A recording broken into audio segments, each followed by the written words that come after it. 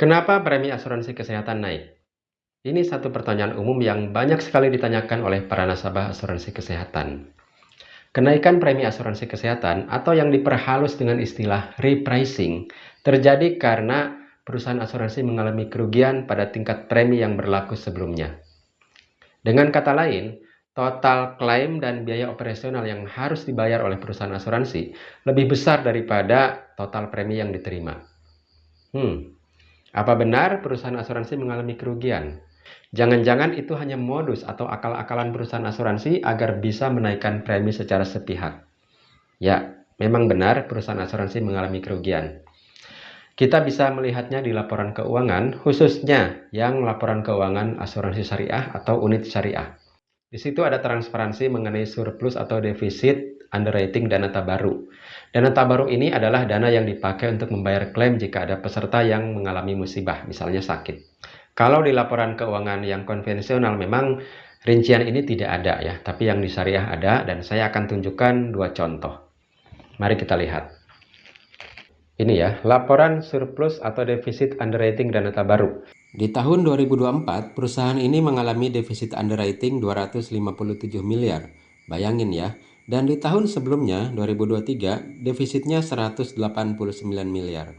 Dan jika Anda lihat laporan tahun 2022, itu juga ada defisit sebesar yang kurang lebih sama. Satu lagi, ini juga laporan surplus atau defisit underwriting dana tabaru tahun 2024 ada defisit sebesar 303 miliar. Tahun 2023 defisitnya 219 miliar.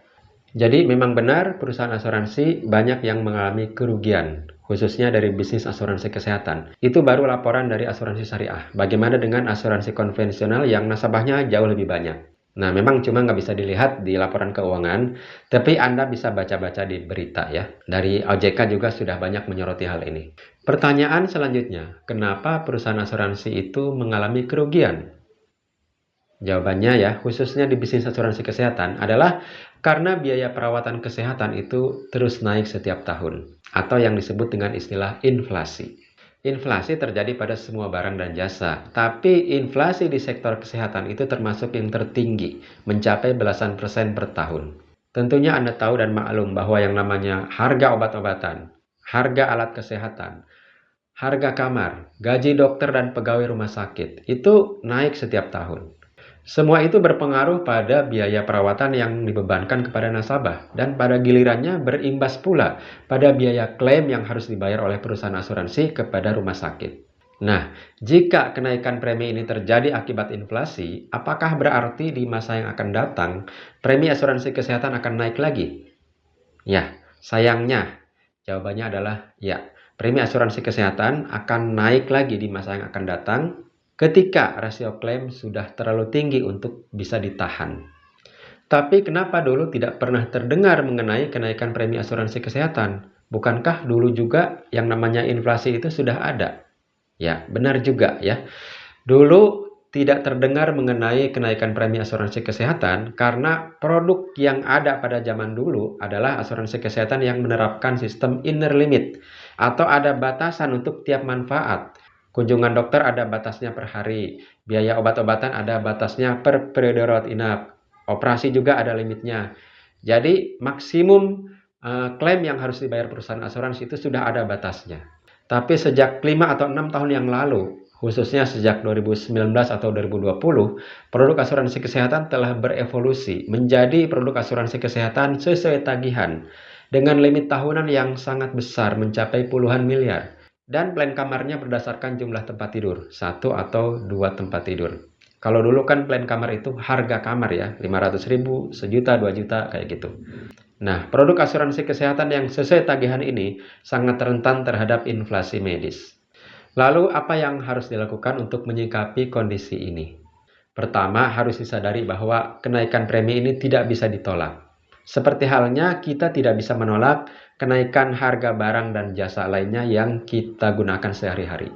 Jadi kita hanya bisa menerima kondisi ini, tapi kalau Anda tidak mau atau tidak setuju dengan kenaikan premi yang disodorkan perusahaan, ya ada beberapa hal yang bisa Anda lakukan. Pertama, cobalah untuk turun ke plan yang lebih rendah.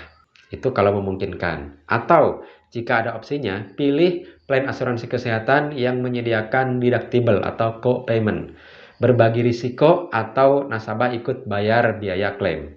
Nah, plan asuransi kesehatan dengan co-payment ini itu lebih murah preminya dibanding plan asuransi tanpa co-payment. Lalu hal lainnya, naikkan penghasilan Anda, supaya kenaikan premi berapapun itu bisa Anda tanggung. Dan saya yakin ya, penghasilan Anda saat ini itu sudah lebih tinggi daripada penghasilan saat Anda baru ikut asuransi kesehatan beberapa tahun yang lalu. Lalu hal lain yang juga sangat penting yaitu jaga kesehatan.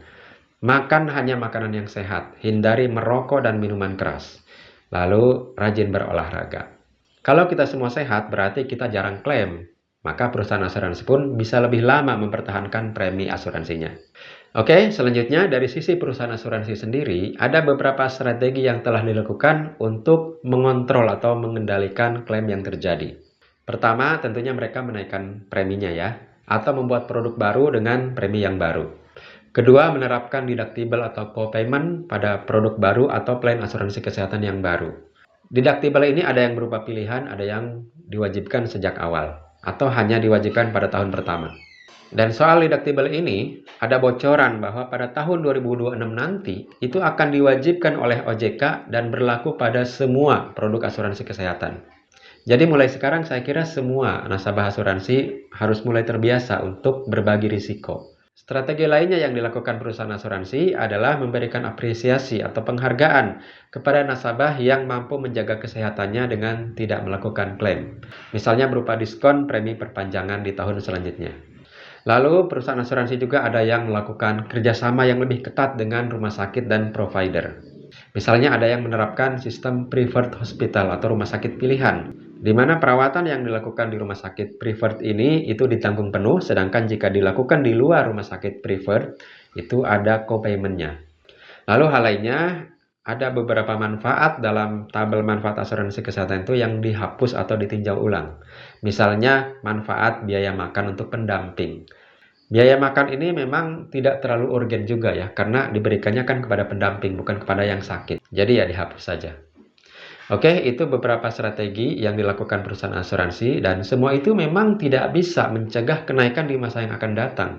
Tapi diharapkan ya setidaknya bisa lebih mengendalikan atau mengontrol kenaikan premi supaya tidak terjadi setiap tahun seperti dalam 3 tahun terakhir ini.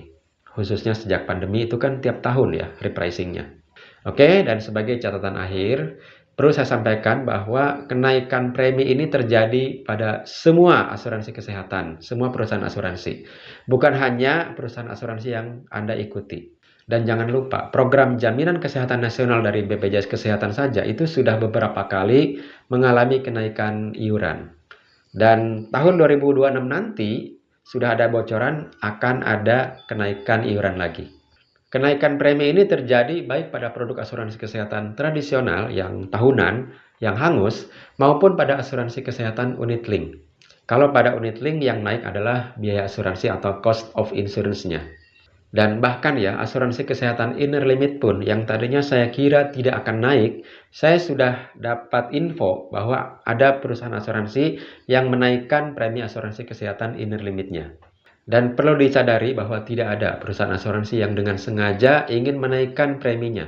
Karena kenaikan berapapun itu berpotensi mengurangi jumlah nasabah. Dan kenaikan premi yang terlalu tinggi itu hanya akan menyenangkan perusahaan kompetitor. Kenaikan ini dilakukan semata-mata untuk mempertahankan bisnis asuransi kesehatan supaya bisa terus melindungi para nasabah di Indonesia. Bisnis apapun jika sudah mengalami kerugian atau tidak lagi menguntungkan, salah satu opsi yang harus dilakukan pasti adalah menaikkan harga. Oke, demikian semoga dipahami dan semoga kita semua sehat sejahtera senantiasa. Amin.